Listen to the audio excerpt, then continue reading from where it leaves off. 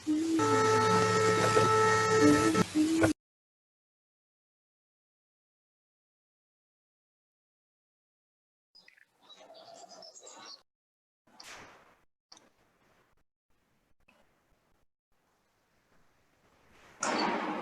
sudah 25 orang sambil menunggu yang lain. Ini saya nggak paham mengapa akun Zoom-nya tiba-tiba menjadi tidak unlimited.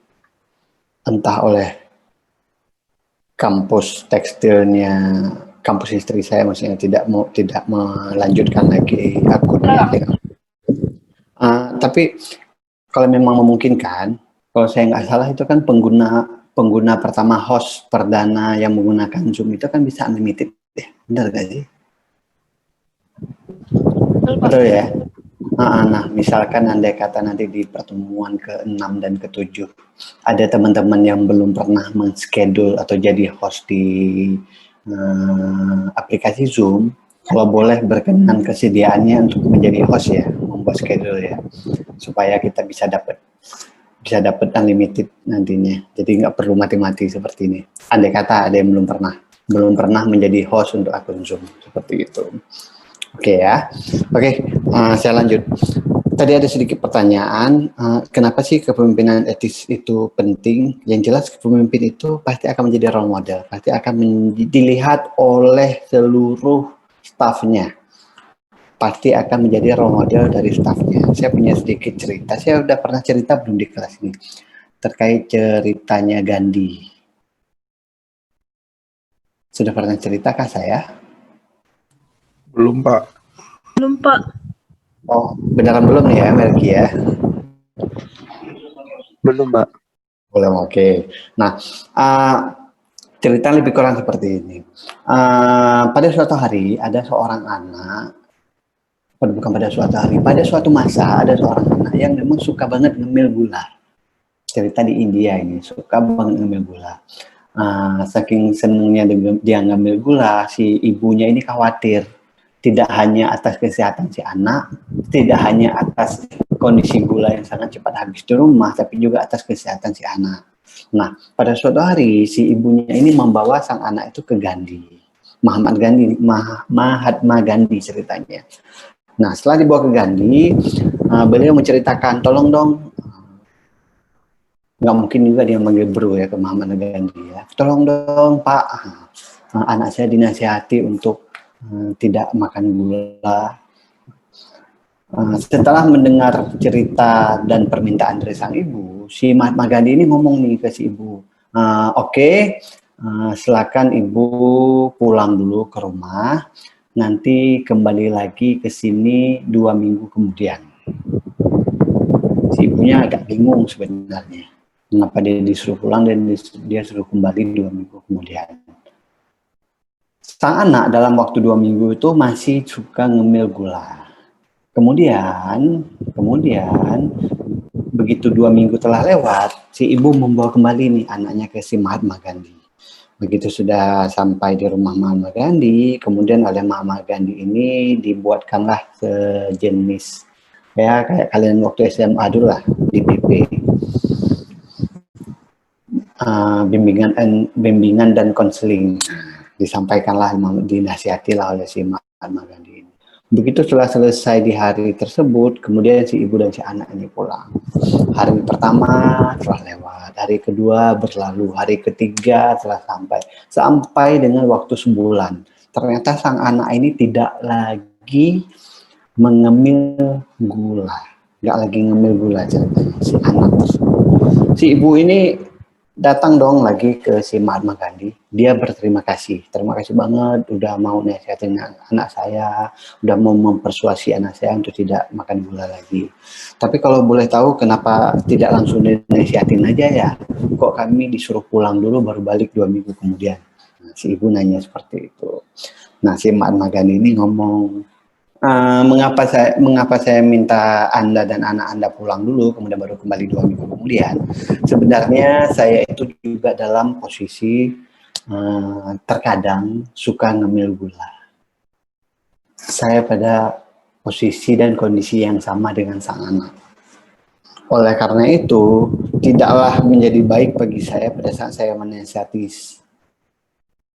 anak saya tersebut, pada kondisi saya masih melakukan hal yang sama. Oleh karena itu, saya harus memulai pada diri saya dulu. Saya harus mencoba ke diri saya dulu. Pada saat saya telah, dalam tanda kutip, telah berusaha ke diri saya untuk saya tidak minum gula, maka baru saya memberi nasihat ke orang lain untuk melakukan hal yang sama. Apa pesan moral yang dapat kita lihat di sini? Pesan moral yang dapat kita lihat di sini adalah, selain memang setiap orang pasti tidak akan lepas dari yang namanya melakukan kesalahan, tetapi setiap orang itu harusnya berusaha ke dirinya sendiri dulu. Berusaha mengevaluasi dirinya sendiri dulu, baru kemudian dia berusaha untuk memperbaiki orang lain. Diri kita sendiri, diri kita dulu yang kita perbaiki, baru kita berusaha mencoba untuk memperbaiki orang lain.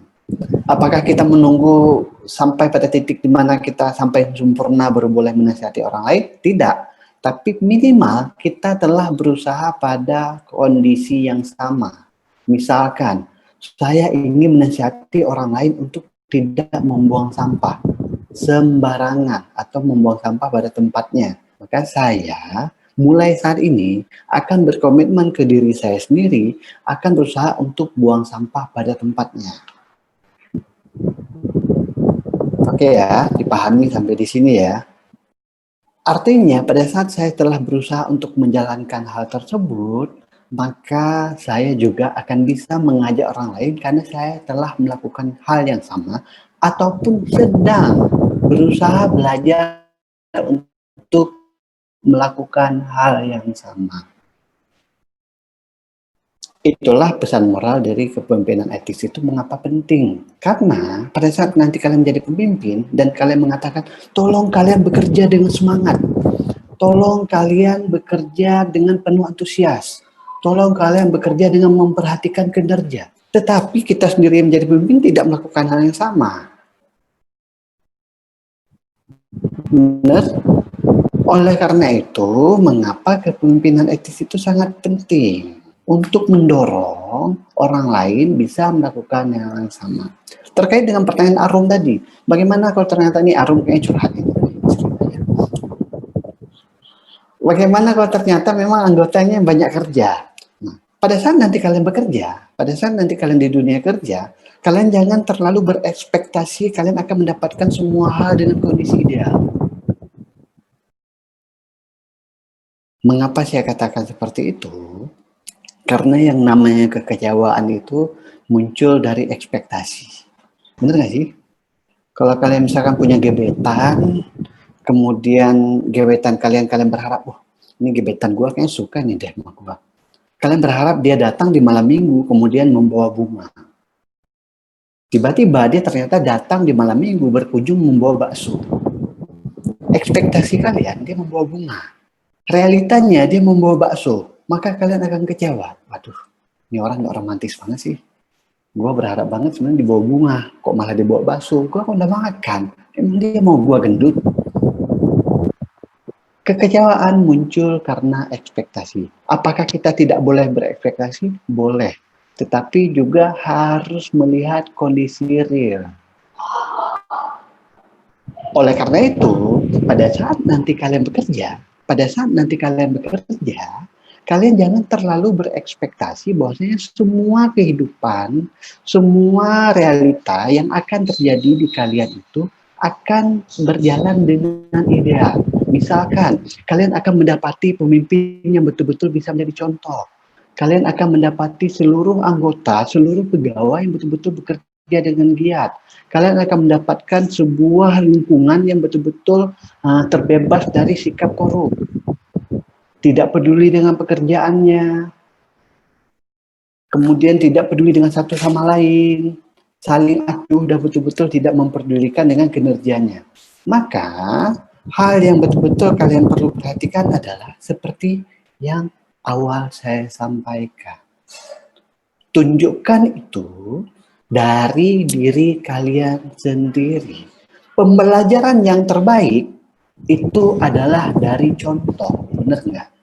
Kalau memang kalian ternyata tidak mampu atau tidak berani atau tidak punya wewenang untuk menasihati orang lain melakukan sebuah hal baik, maka berilah contoh ke orang lain untuk kalian melakukan hal tersebut. Kok kalian, kok dalam hati ya, kok si bos ini kerjanya gini banget sih, nggak oke banget, dia benar-benar nggak peduli banget sama pekerjaannya, maka kalian nggak berani negur, kalian tidak berani misalkan memberi nasihat, maka hal yang terbaik yang bisa kalian lakukan adalah memberi contoh. Paham kan ya di sini maksud saya? Artinya pada saat nanti kalian di dunia kerja dan kalian tidak mendapati kondisi ideal yang kalian harapkan, maka hal yang perlu kalian tingkatkan, hal yang perlu kalian lakukan, dan hal yang penting untuk kalian pahami adalah kalian memberi contoh. Karena akan menjadi dua hal, akan menjadi dua kondisi di mana pada saat kalian masuk bekerja, kalian mewarnai atau kalian diwarnai. Sesimpel itu. Kalian mewarnai atau kalian diwarnai. Pada saat ternyata kalian masuk ke dunia yang lingkungannya alhamdulillah sudah baik. Bebas dari perilaku-perilaku korup. Apalagi kecurangan-kecurangan yang sifatnya sangat material. Andai kata, misalkan kalian memang masuk ke dalam lingkungan yang betul-betul sangat bagus. Sudah tersusun sistemnya baik, betul-betul sudah ada pengendalian yang bagus di dalamnya. Maka pada saat ternyata kalian diwarnai, alhamdulillah, karena kalian diwarnai oleh hal yang baik, benar nggak? Tapi andai kata, ternyata kalian masuk ke dunia kerja yang kondisinya sebaliknya, apakah kalian akan ikut di dalam kondisi di mana kalian rela untuk diwarnai? Harusnya enggak. Harusnya tidak. Dengan apa yang kalian pahami dari apa yang kalian pelajari, tidak hanya pada mata kuliah ini saja, tetapi dari seluruh rangkaian kehidupan yang kalian pelajari, maka harusnya kalian berusaha untuk tetap pada jalur di mana kalian bekerja dengan baik, di mana kalian mendapatkan sesuatu dengan baik, dan apabila ternyata itu tidak kalian dapatkan dari lingkungan kerja kalian, maka kalian berusaha untuk memberi contoh dan mewarnai. Ini penting, ini konsep yang penting karena kalian masih muda. Saya juga pernah bekerja, saya tahu bagaimana rasanya masuk ke sebuah lingkungan di mana lingkungannya itu sangat-sangat bisa mempengaruhi saya. Jangan sampai dengan lingkungan, andai kata ternyata kalian masuk ke sebuah lingkungan yang buruk, maka kalian dengan mudahnya melakukan yang namanya rasionalisasi. Waduh, memang di sini seperti ini kok. Saya tuh emang udah nggak mampu ngapa-ngapain lagi, ya udah deh, saya ngikut arus saja udah. Malah kalian malah menyalahkan lingkungannya. Padahal apa yang kalian lakukan seperti disampaikan dalam bukunya si Kavi itu disampaikan ya. Apakah kalian masuk ke dalam orang yang reaktif? Apakah kalian masuk ke dalam orang yang positif? Apakah kalian orang yang proaktif? Apakah kalian masuk ke dalam orang di mana kalian bisa memberi warna ke orang lain? Jangan kalian menyalahkan pihak eksternal di luar diri kalian atas apa yang kalian putuskan. Waduh, memang di sini tuh kondisi kayak gini kok, budaya kayak gini kok. Saya memang udah nggak bisa ngapa-ngapain lagi. Orang kita emang tiap minggu dikasih duit 1 juta kok, udah nggak tahu duitnya dari mana. Udah, gue pusing kalau gini-gini, mending gue terima aja. Kalian malah menyalahkan orang lain. Padahal keputusan kalian menerima uang yang tidak jelas asal-usulnya, itu adalah keputusan kalian.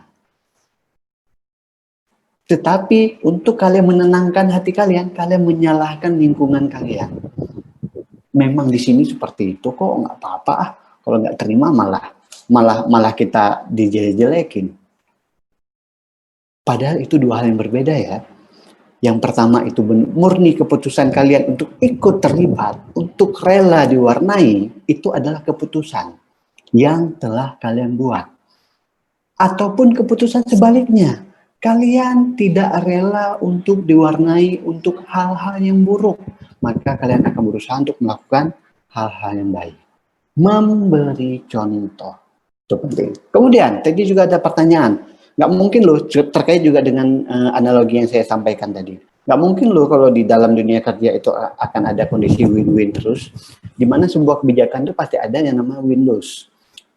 Itu memang sudah sangat berlaku umum. Di mana kondisi yang dikatakan trade off itu pasti terjadi. Nggak ada yang namanya sebuah kebijakan, sebuah keputusan yang diambil oleh pemimpin pasti dengan 100% diterima oleh bawahannya.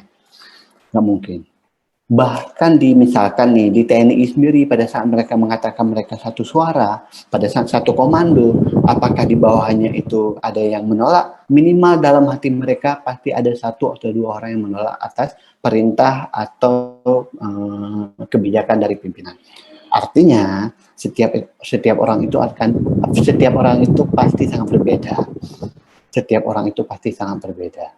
Seperti yang tadi disampaikan di kelas ini atau di kelas sebelumnya ya. Tadi ada yang menyampaikan, bahkan seorang yang kembar saja itu pasti ada bedanya. Nggak sama persis. Jadi jangan diharapkan, jangan dipaksakan setiap orang itu harus sama pemikirannya dengan kita. Untuk hal-hal yang sifatnya prinsip dan tidak menciderai nilai moral ya. Kita berbicara yang sifatnya universal.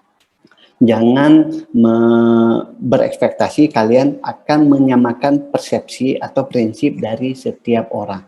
Jadi pasti ada yang namanya penolakan, pasti ada yang namanya pergolakan. Dunia kerja dinamikanya seperti itu. Kalian menjadi orang yang pro, kalian menjadi orang yang kontra, silakan. Tetapi yang perlu kalian perhatikan adalah kalian tetap pada prosedur dan jalur yang santun dan resmi.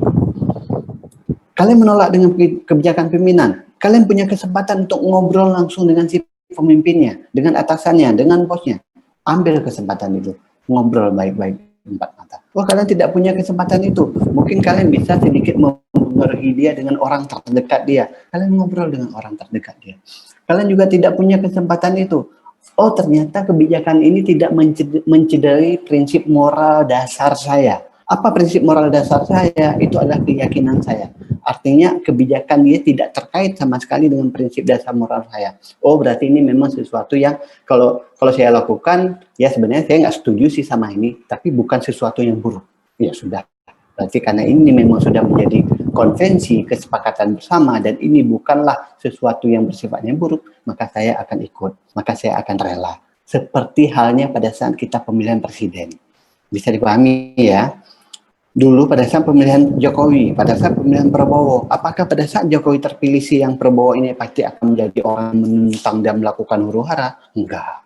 Pada akhirnya kita akan memutuskan, oh ternyata pendapat saya itu tidak diterima secara umum loh. Ada orang yang menerima secara umum di mana keputusannya adalah Jokowi yang menang. Maka saya sebagai warga negara yang dulunya memilih Prabowo untuk menjadi calon presiden, maka akan menerima amir saya, pemimpin saya, yaitu pemimpin yang sekarang, yang terpilih secara umum. Artinya kondisi-kondisi seperti ini yang harus diperhatikan. Di dunia kerja, dinamika juga seperti itu. Dinamika yang terjadi di dunia kerja juga seperti itu. Artinya kalian juga akan menjadi bagian, saya ulangi lagi, akan menjadi bagian di mana kalian bisa mewarnai dan diwarnai. Oke ya, ada pertanyaan sampai di sini?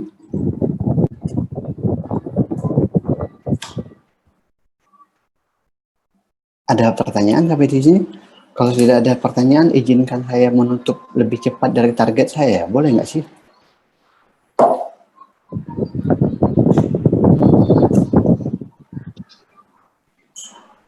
Oh iya, nggak apa-apa, Pak. Nggak apa-apanya kok kayaknya kayak kecewa gitu, Alvin. Nggak apa-apa, Pak.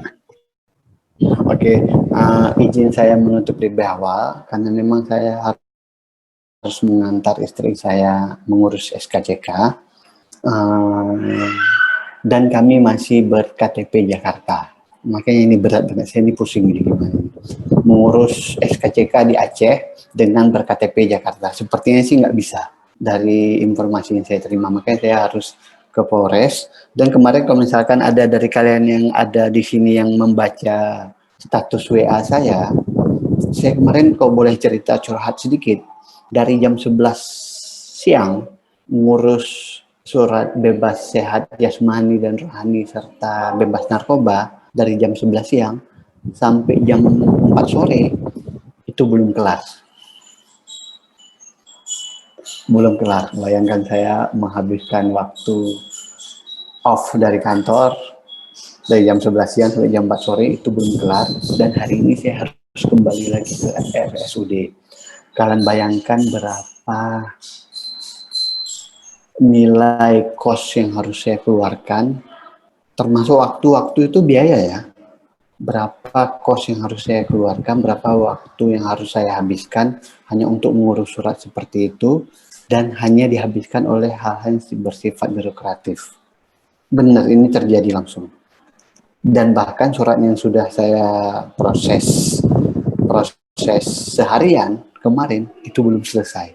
Harus kembali lagi ke RSUD hari ini untuk ngambil surat itu. Dan yang lebih membuat saya sedih lagi adalah orang berbaju putih di rumah sakit, orang yang berbaju putih di rumah sakit dengan lambang, mohon maaf ini kalau ada keluarga di sini, tapi ini kenyataan yang kemarin saya alami. Orang menggunakan baju putih dengan lambang Kementerian Kesehatan yang ada di rumah sakit tersebut seliweran di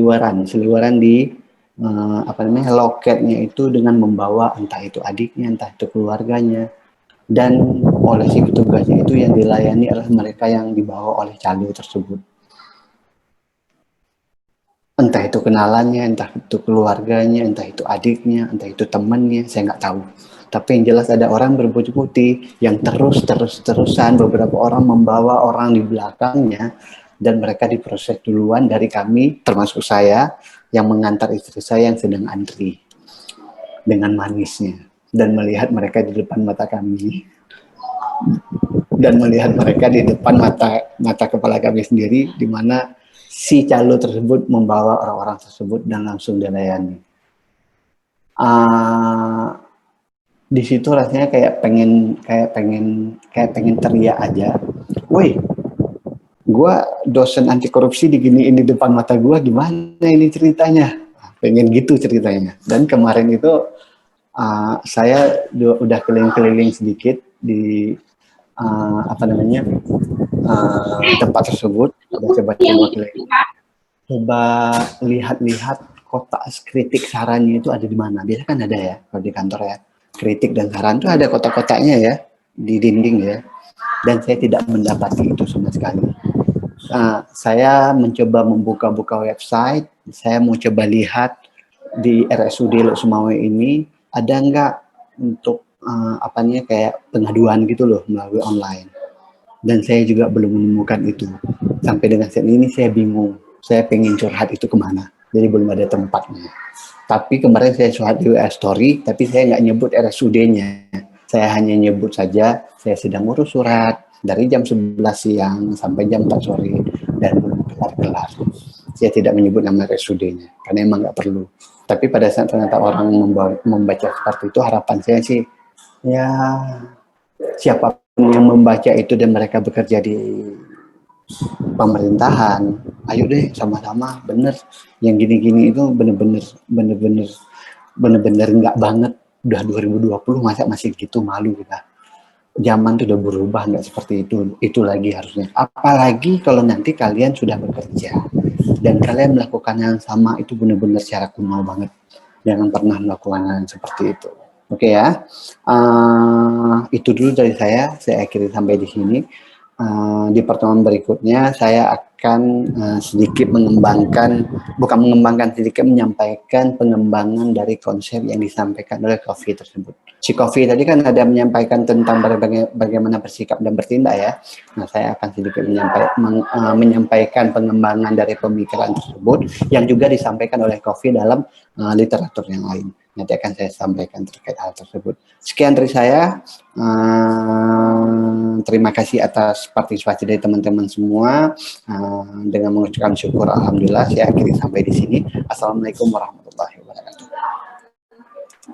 Waalaikumsalam. Waalaikumsalam warahmatullahi wabarakatuh. Terima kasih, Pak. Terima kasih, Pak.